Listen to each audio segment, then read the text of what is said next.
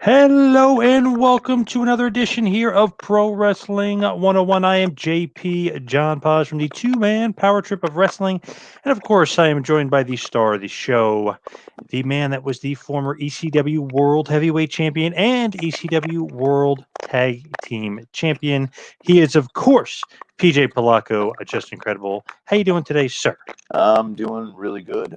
Finally, we got to hook up. I've been delaying this, so glad to be here. Glad to join you guys. And yeah, what do we got on tap for this episode, John? Definitely want to talk a little storytelling, and that is just kind of pro wrestling 101, the storytelling. But before I get into that, I wanted to ask you because I didn't kind of get your thoughts on it. What did you think about Sting joining AEW? Yeah, I thought that was great.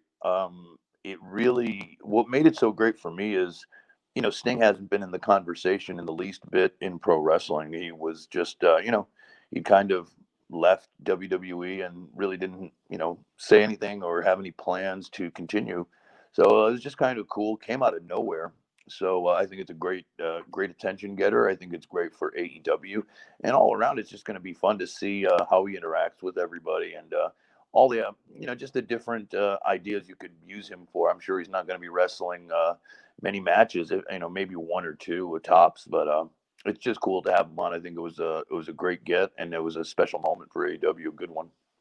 Yeah, for sure. And I was just listening to Sean Ross Sapp, who does a great job over at Yep. Fightful. And he was saying that they're thinking about doing like a Legends line of toys. Sting's going to be a part of that. He's going to be a part of the video game. He's going to be a part of them trying to get deals in other places. So I mean, this and the T-shirt sales was just phenomenal. So this is Sure. not just like a one and done. He's on TV, blah blah blah. I mean, Right. they're going to expand. I mean, they're going to really build their brand off of his name. Yeah, and I mean that's a great idea because Sting is so well known in the marketplace, especially to, like you just said, toy lines, video games.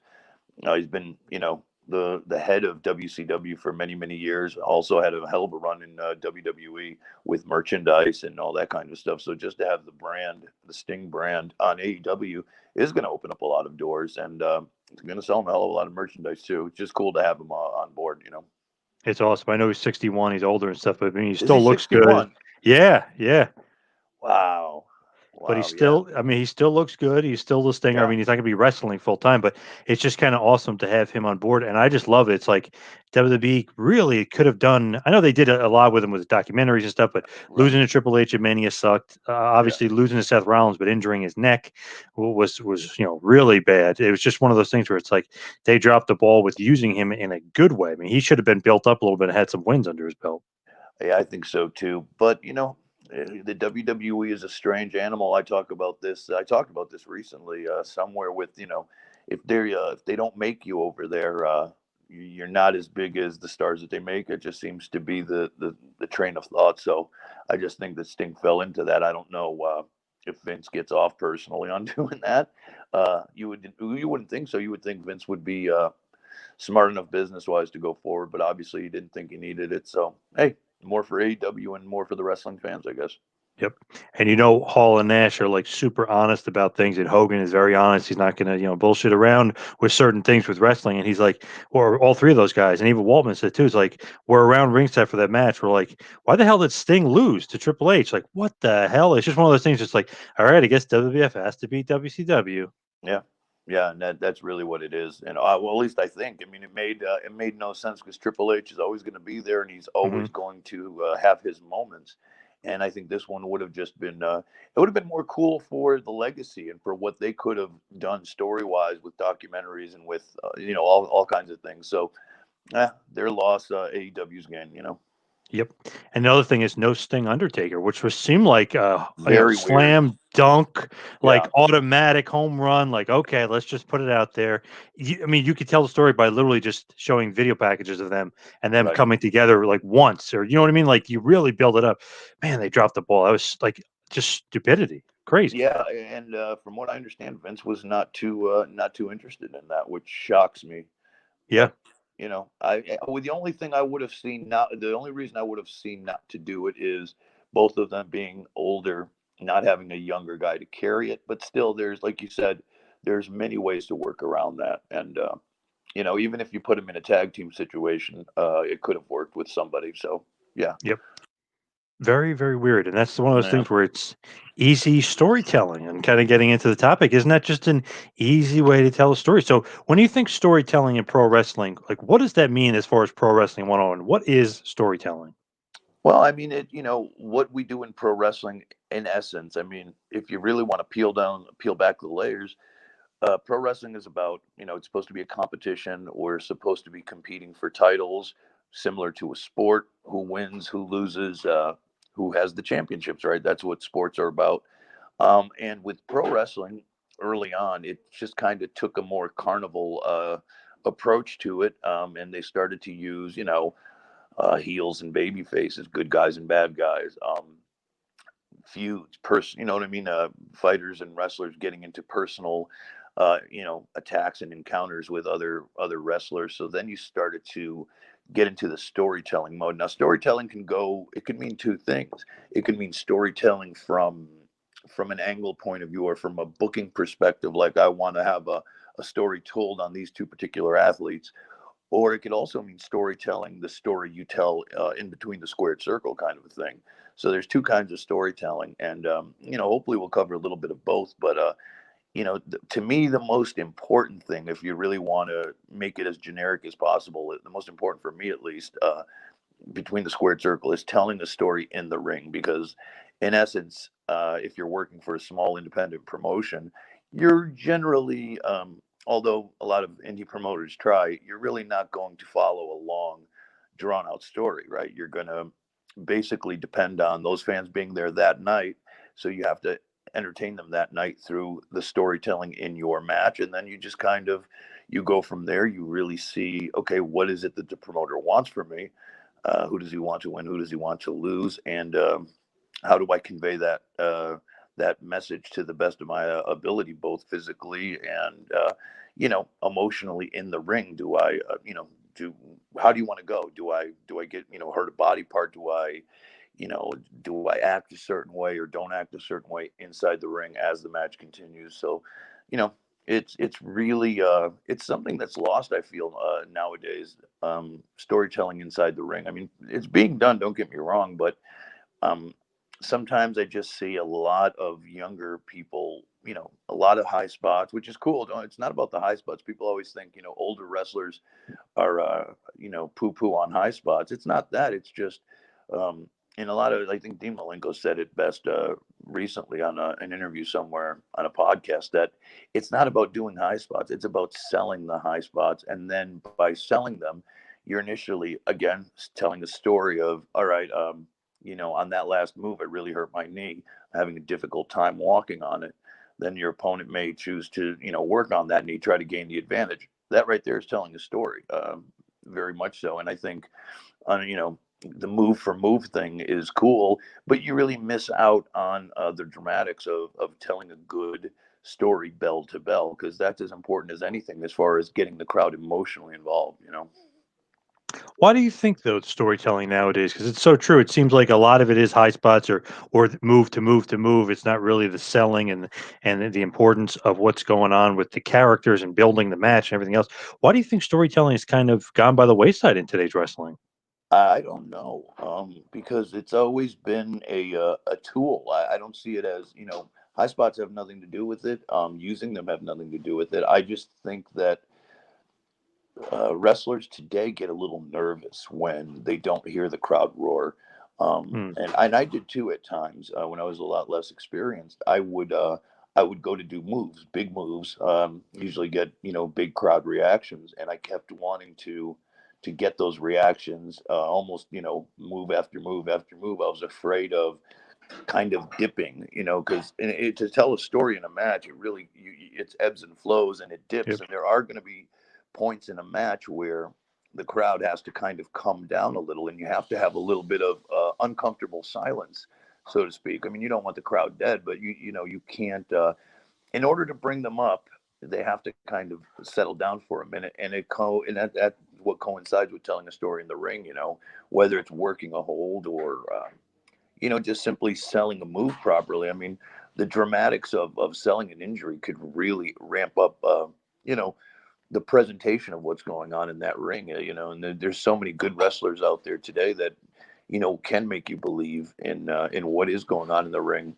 A good one that I saw about a year ago to speak to this generation more of the AEW crowd is the Dustin Rhodes Cody Rhodes match Oh that yeah. happened on one of their first pay-per-views.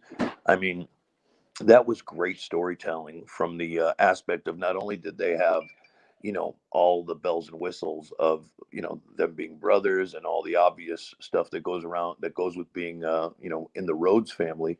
You also told a story in the ring of, Dustin being a little older, a little slower, you know what I mean? Maybe a little more prone to, and you know what I mean? So all of that starts to come into play to where you're telling the story that Dustin Rhodes is in. This is his one last ride. So then when you start telling that story, you're almost invested in, well, is he really hurt at that time where he's having a hard time, maybe gimping around, or is his age, you know what I mean? Fans start to kind of really buy into those moments to where even myself, I get caught up in those. It's like, you do a good enough job to sell me on something, it's, or any of the boys, it's a pretty damn good job. So it all goes kind of, it all weaves together in those moments. And, people do it. They just don't do it to completion, I should say, because if you take your time and work holds and then effectively sell those moves when you're coming back and you're in that Rocky Balboa moment where you're making your big comeback and everything's on the line, that's it. Just makes everything easier. But you've got to be willing to have those low moments of sometimes crowd silence, which can be uncomfortable. I think everybody thinks that it has to be go go go in order to be successful, when I find it's not the case at all. Yeah, you're right. It does seem like maybe they're nervous or thinking like, "Oh wow, they're quiet for a second. Oh, let's do a spot. Let's do a spot. Let's do another super kick. Let's do Right. It just seems like something there where they can't let the crowd die down, but you need it to die down a little bit, and right, like you said, build it back up to a crescendo. So yeah, that's definitely true. I think that I don't know if it's maybe nervousness or what it is, but they're like a little timid of a downtime for the crowd. I think it's lack of experience, and I also think too, because a lot of the wrestlers today that are on national television, a lot of these guys and gals, this is the first time they've been in that kind of a Yeah. spotlight. Yep. So look, it's like when you go to see a good rock and roll concert, man.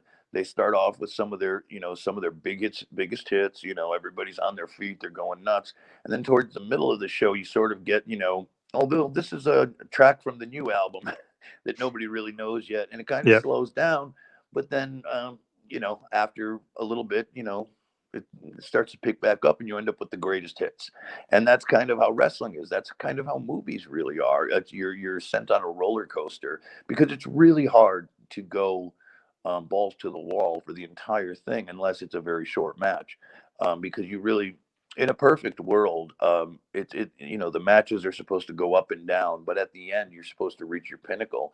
And unfortunately, I find a lot of times that they reach their pinnacle as far as crowd response super early, to when the match finally, the bell rings and you have a winner or a loser. The crowd just kind of, you know what I mean, like they're spent. Yep. So I think it's a mismanagement and misplacement sometimes of moves and telling those stories.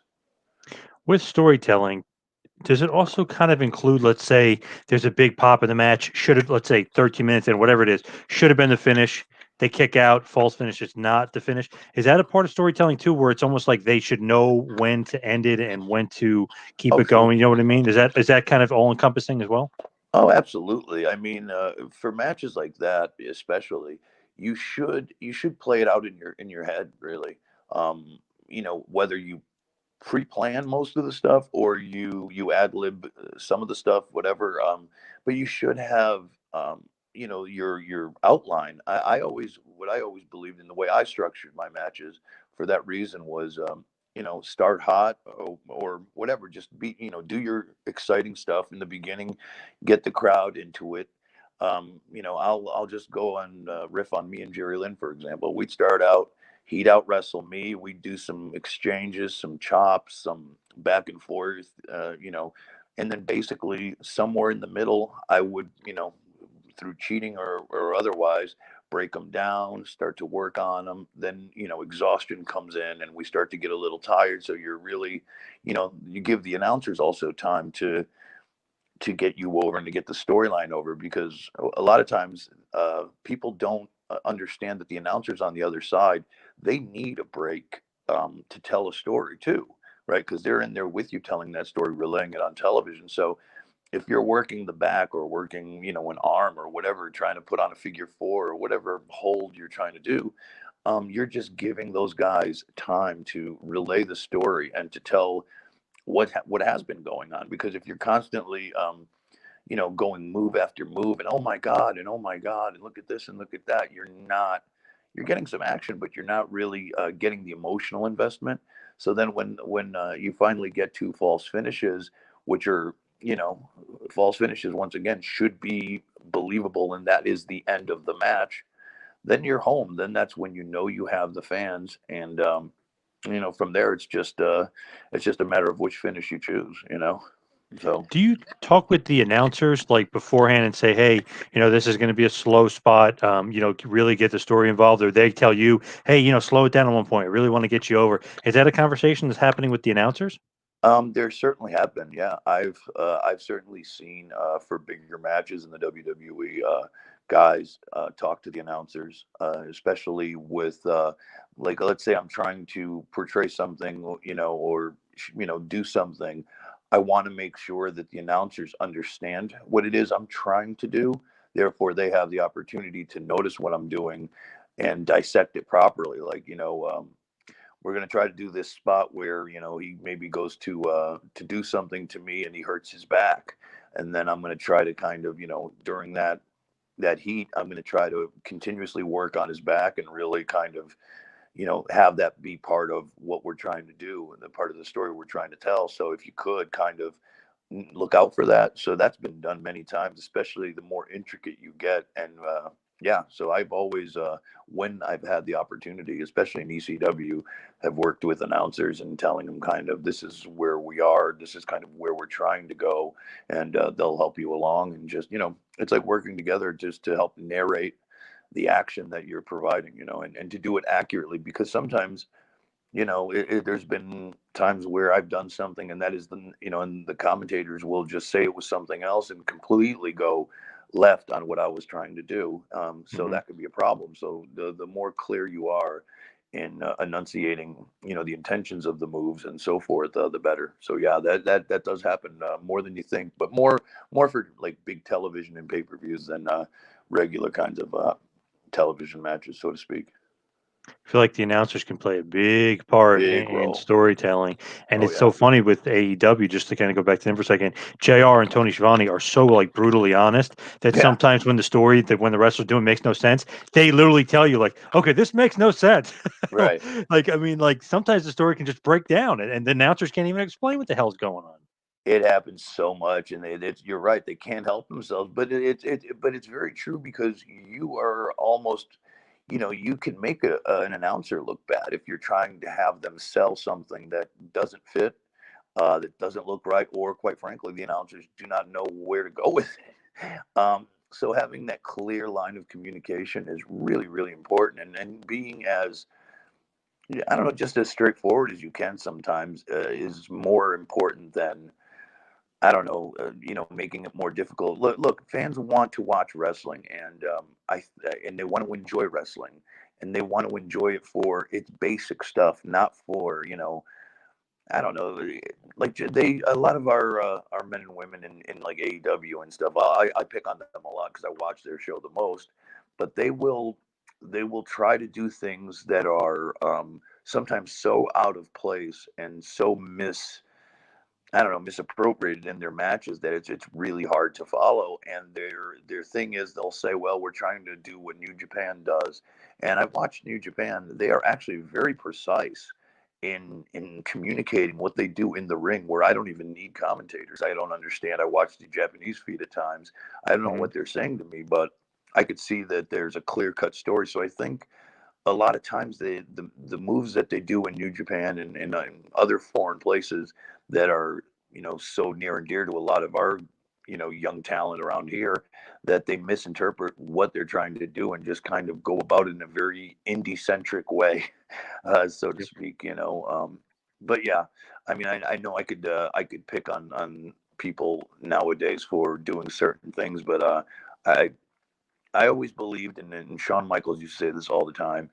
If you're trying to go somewhere, you want to take a straight line. You do it in a straight line. You don't want to be, zigzagging and taking all these directions. So if you're in a match and you want to get from point A to point B and telling a story, be as direct about it as possible. It doesn't mean there aren't, little dips and divots in the way, but you don't have to go all around the mulberry bush to get to a very simple point. And I think a lot of times that gets mistaken for complexity and doing all these kinds of move sets when it's right there in front of you. Like why, three reversals and 25 ducks to get to a hip toss. Although it may be pretty, it's just a lot of wasted motion. So, Yep. Yeah, and I think you said to me, he's either on the show or maybe it was privately, but Scott Hall, Razor Ramon, when you guys were working a match, he would say like, "Okay, let's stop, let's turn this way towards the camera, show my beautiful mug, and we're gonna let the announcer talk about me for a minute." Right? Is that kind of a Scott Hall thing, Razor Ramon? absolutely, it's very much that, and it's true though because by doing that, like I said, you're giving the commentators time to talk, and then they can also, in that little bit of what seems like dead time to the crowd, because they're not listening to the commentary, they could be putting over this. Last week, just incredible, and Scott Hall, they had this happen, or there was an attack. You know what I mean? Who knows what they could be saying, but it gives them time to explain and to build layers upon the story that if you were constantly in motion doing a bunch of ducks and reversals, which, like I said, look pretty at times, but at the end of the day, you're not doing yourself any favors as far as developing and having fans really care about you or the story you're trying to tell when you're just kind of trying to tell the story. And how important is it for when you're like telling a story and you're doing the storytelling to get over the fact that it's like you're the heel, you're the face, like getting certain things over to the fans. Like how important is that to storytelling? Because it seems like that would be like the number one thing, but a lot of I see today it isn't like who's the face and who's the heel. It takes me even on Raw, Orton and Wyatt. It took me forever to figure out what's going on in that storyline. I feel like it's all a miss. How important is that storytelling? It seems like it would be paramount. It is paramount, and not everybody has a clear cut path, and I don't know if that is the fault of the wrestling company itself, not giving the directive, or the performers themselves. But I think that should be set up. Should be set up way before the match, depending on where you are on the card. But if you're not like a very well established name or whatever, if the fans don't know you very well, that should be your main goal in the first couple of spots in the match. Just in walking to the ring, just in the way you communicate to the referees, to the announcers, your mannerisms, your attitude.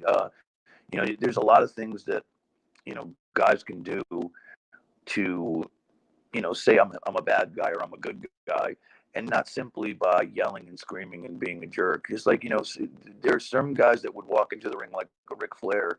When they go to the apron, they get on, they climb the stairs, they just the way they carry themselves, that little swagger, that strut, they'll pompously, like, wipe their their wrestling boots on the canvas there before they get into the ring, the way they interact with the referees, and just little small talk, small stuff.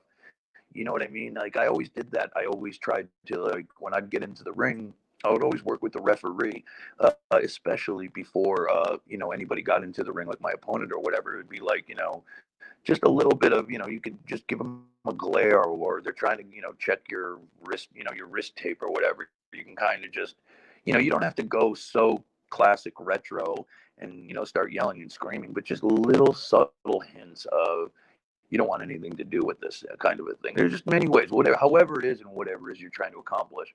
And um and yeah, especially in the first couple of spots in the match, by the first 5 minutes, you should have a very clear picture of what you're trying to tell in the ring. Absolutely. Yeah, I feel like man, that should be the key. And I was watching Raw, like Orton and Wyatt, the Fiend. You would think, I guess Orton's supposed to be the heel, but you really can't tell in the feud the way they presented the match. It was very strange. Yeah, I find it very difficult these days to have to grasp sometimes what they're trying to do. It just feels like a bunch of names thrown into a hat, so to speak. And you go out there and you wrestle. And I don't know if that's such a good thing because I don't care about a lot of WWE wrestlers. And it's not that I don't care about them because they're bad wrestlers. No, they have some of the best wrestlers in the world. I don't care about them because I'm not made to care. There's nothing really being like they're not speaking to me. They're not usually. Everything feels very contrived. They're not. There's nobody. When was the last time you saw like a really long title hunt? Like some hot young baby face that's been wanting to get a push. The fans have been pushing for him, almost like Daniel Bryan. I think was one of the last Yep. guys that really had that. And and you finally get there. And it's like those stories should be the ones being told. Those are the ones I love. And unfortunately, I just think they don't have many of those. And when they do have them, and they're so in your face and obvious, they seem to drop the ball because really for the longest time, wrestling and the story of the chasing the championship and being on top, that pursuit of glory was what wrestling was about. And then, of course, the feuds and stuff, personal situations between the wrestlers were there as well, but that was more secondary. And I would just like to see more people try to do that. Like one thing I'm happy that the AEW and Impact are doing is making it all about the world title. I think that's cool. And now if they could get a good babyface to go after, Kenny Omega for the title and have a good chase, that's what it's about. That's what always sold tickets. Is it going to be John Moxley in the return match, or is it going to be some? Yes, we don't know, but that's kind of it just gives them an opportunity to go in so many different directions. And I think that's what even guys and gals doing it today don't get that opportunity from the companies. They could be making it themselves in the whatever times they're allotted in the ring. Regardless of how it is, that you could always be responsible for putting over kind of certain things in a match that will clearly define where you're trying to go. In that chase. Yeah, you're right. Dana Bryan's probably the last one, and that was, I think, 6 years ago or 7 years ago. So it's been a long Yeah, time since they've actually done something good and right like that. I mean, back in the day, yeah, just even in the '90s, Bret and Owen was just so well done over such a stretch. Austin's chase of the title was done very, very well. I mean, there's been stories, but it's been a very long time, and I feel like WWE has totally lost in how to do that and how to tell a story. yeah. I mean, and that was always the best seller too. Like I remember because I traveled with Sean when he was with Jose Lothario and uh, kind of doing his march to WrestleMania to wrestle Brett, and finally, the boyhood dream came true, kind of a thing. I don't know where that would happen to that. I don't know if they think it doesn't sell or if it's just not because either way, I mean, Russo and I talk about this sometimes. Wrestling, you can't tell me that they're trying to go in different directions because fans find it not cool. Wrestling has been not cool for a very long time, and that's directly it has to do with the promotions, just kind of cookie cutter everything and make it so ridiculous at times that it's not a cool thing. It's not like it was in the Attitude Era with Austin and The Rock and DX and so many other guys. The NWO, whatever. Like, does anybody? I mean, very few people for me remind me of what a 25-year-old upstart athlete looks like. If I watch the NBA, just the way these guys dress when they're coming out of the bus to go play a game, they look like stars. They look like they're cool. They look like they're hip and of today. When you see that in wrestling, for some reason, it just doesn't translate. I just see a bunch of young people with, you know, all wearing the same clothes, all wearing the same gear, and almost very vanilla. It's almost like everybody looks the same and trying to do the same stuff. It's very difficult to differentiate, and I think that's a huge reason too, because I think everybody's trying to sell the fans on the same guy, which is whatever they. I think the today's guy is I'm wearing kick pads. I'm going to do all these moves, do all these dives, and everybody acts the same and reacts the same.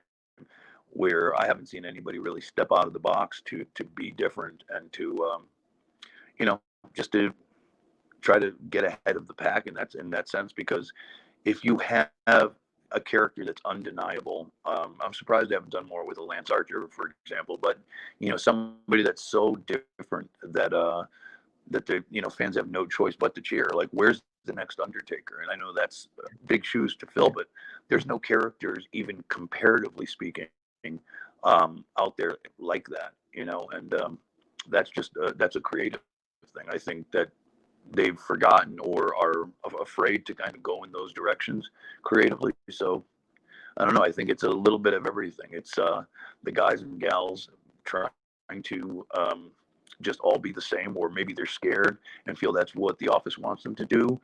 And then it's creative, not being creative enough, and just giving us the same old for the past couple of years. 100%. Now, those are some great points. But as far as all-time storytellers and some of the all-time best, who would you put rank up there as some of either your favorite or some of the best storytellers of all time? Wow, that's a very good question. Some of the best storytellers. I like Dusty Rhodes, although he wasn't necessarily, the role model for athletics. I love the way Hmm. he he just the way he sold, the way he portrayed that he was always in peril. He was always, one step away of getting beat to death. you know, Yep. um, and with the way he would communicate to the fans, his charisma was just so off the chain.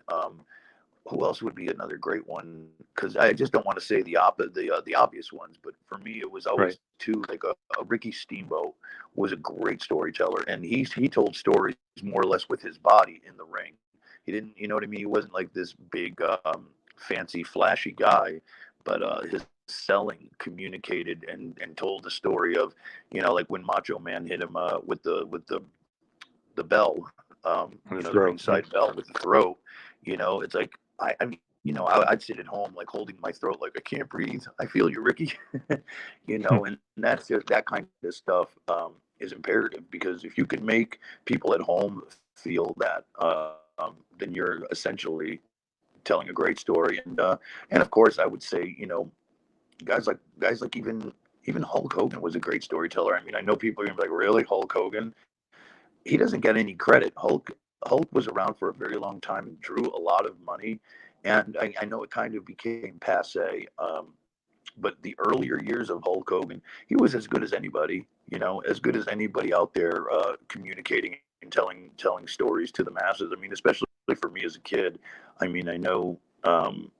He was the chosen one for a very long time. But still, if you really look at his body of work and the stuff he did in Japan, Hulk Hogan is very, very underrated in a lot of places in the ring as well, because he could work, he could tell stories, he could sell.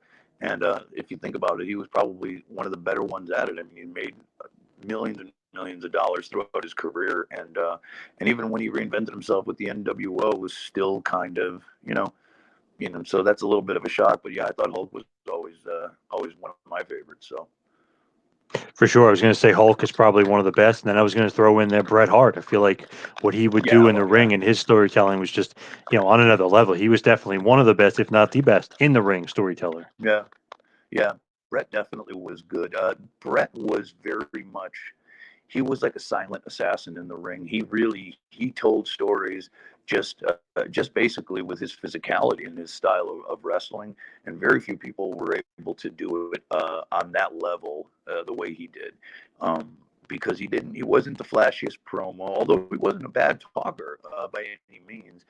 He was more bland and more, kind of direct. Wasn't flashy and didn't have, the catchphrase other than "best there is, best there was, best there will be." But he told his stories basically with his physicality, and he told them very well. And yeah, he also did it at one of the highest levels for a very long time. What do you think about current guys? Any current guys stand out to you at all? Like maybe Daniel Bryan or an AJ Styles? Anybody like that stand out as a good storyteller today? They are. I just don't watch enough to give them the credit that they deserve. Because like, unfortunately, I could close my eyes and see a bunch of my not my generation, but the generation I grew up watching. I haven't watched enough to say about, but I'm sure they are fantastic, especially Daniel Bryan, who I have a ton of respect for.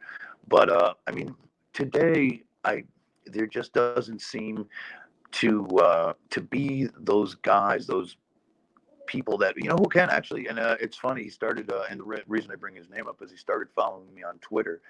John Cena gets a lot of flack for being one dimensional, but at the end of the day, he did it for a very long period of time. I mean, almost 10, well, no, like close to 15 years of high level storytelling. So I think probably John Cena at the highest level for me of the current crop of guys, but he's not even really doing it as much anymore. So, yeah, that's my answer, and I'm sticking to it.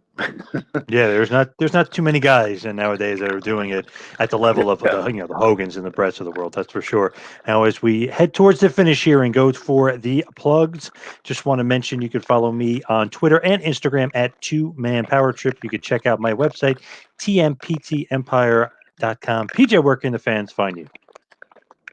On Twitter at PJ Palaco, and of course on Instagram at PJ Palaco. And if you want any of my t-shirts, go to prowrestlingtees.com/just incredible. Over 20 cool designs.